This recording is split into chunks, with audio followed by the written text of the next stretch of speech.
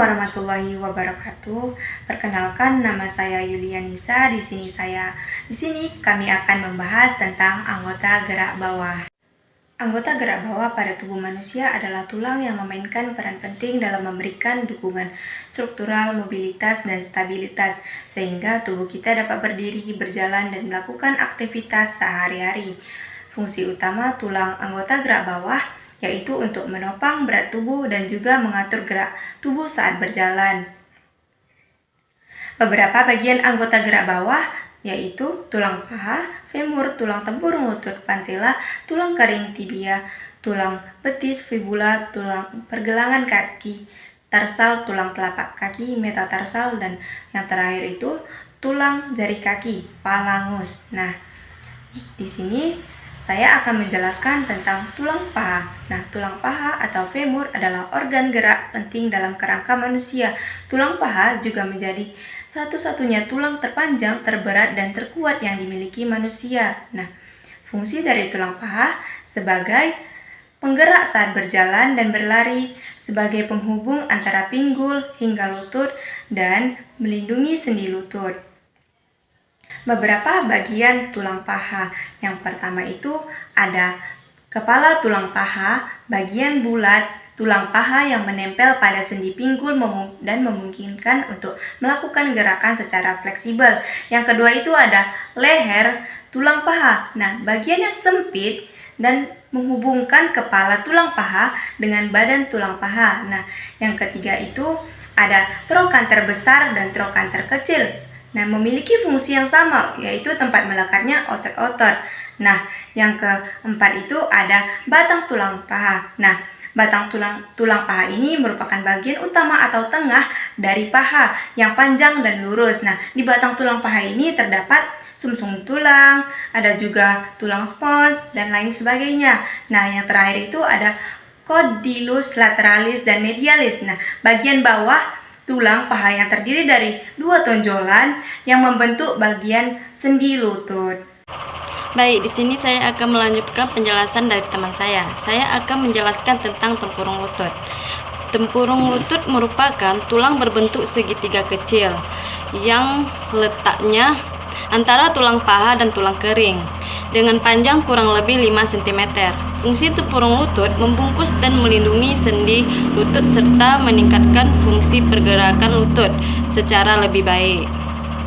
Selain fungsi tempurung tersebut, terdapat fungsi lain tempurung lutut yang harus kita ketahui, yaitu membentuk dan memperkuat sendi lutut.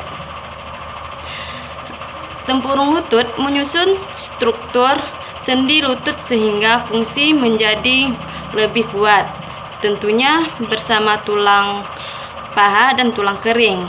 Pertemuan ketiga tulang ini menjadikan sendi lutut menopang lebih dari 75% berat tubuh, membentuk sendi lutut menekuk dan bergerak optimal. Pertemuan ketiga tulang ini berperan dalam setiap gerakan tubuh, utamanya yang membutuhkan pergerakan paha, menyeimbangkan pergerakan sendi lutut. Fungsi utama tempurung lutut adalah menyeimbangkan persendian lutut ketika bergerak. Selain itu, adanya tempurung lutut juga meningkatkan fungsi rentang gerak sendi lutut secara lebih optimal. Seperti kita tahu saat paha dan kaki kita bergerak, tempurung lutut menjaga keseimbangan arah, tekanan, dan rentan tendon baik di paha maupun sekitar lutut kita. Sekian penjelasan dari saya, kemudian disambung oleh teman saya. Baik, sebelumnya perkenalkan, nama saya Nova Ramadan. Nah, di sini saya ingin menjelaskan tentang tulang betis dan tulang kering. Yang pertama itu ada tulang betis. Nah, tulang betis itu terletak di bagian belakang tulang kering. Tulang betis itu adalah salah satu penyusun kaki bagian bawah bersama tulang kering. Posisi tulang betis itu berada di belakang tulang kering dengan ukuran yang lebih kecil. Selanjutnya itu ada fungsi dari tulang betis. Yang pertama itu adalah membentuk struktur tungkai bagian bawah. Yang kedua, mendukung fungsi kaki sebagai organ gerak. Yang ketiga, menstabilkan postur tubuh. Yang keempat, menopang berat badan. Yang kelima itu mendukung fungsi pergelangan kaki. Nah, yang kedua itu ada tulang kering. Tulang kering itu terletak pada bagian depan tulang betis.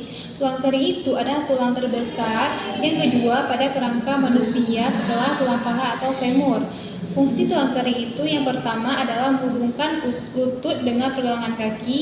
Yang kedua, menjaga kestabilan dan menopang otot kaki. Yang ketiga, sebagai penggerak pergelangan kaki. Yang keempat, menjaga keseimbangan tubuh.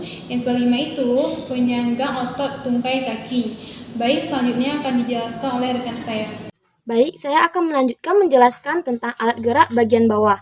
Jadi saya akan menjelaskan tentang tulang pergelangan kaki. Tulang pergelangan kaki ini merupakan sebuah tulang yang terdiri dari ujung-ujung tulang kering, tulang betis maupun tumit. Pada pergelangan kaki ini terdapat 3 bagian tulang, yaitu tulang kering, tulang betis, dan talus. Fungsi utama dari tulang pergelangan kaki ini yaitu untuk menggerakkan kaki ke arah atas, bawah, arah luar, maupun arah dalam. Sekian penjelasan saya. Terima kasih. Baik, di sini saya akan melanjutkan penjelasan dari teman saya tentang alat gerak bagian bawah. Di sini saya akan menjelaskan tentang alat gerak bagian bawah, yaitu tulang telapak kaki dan juga tulang ruas jari-jari kaki. Yang pertama ada tulang telapak kaki. Tulang telapak kaki terletak pada telapak kaki yang berfungsi untuk menyeimbangi tubuh saat berdiri dan juga berjalan. Nah, yang kedua ada tulang jari-jari kaki. Tulang jari-jari kaki terletak pada jari-jari kakinya, yaitu berfungsi untuk menguatkan langkah kaki dan juga sebagai pijakan agar tubuh tetap seimbang saat berjalan dan juga berdiri. Baik, mungkin hanya itulah penjelasan dari kelompok kami tentang alat gerak bagian bawah. Semoga bermanfaat buat kita semua. Wassalamualaikum warahmatullahi wabarakatuh.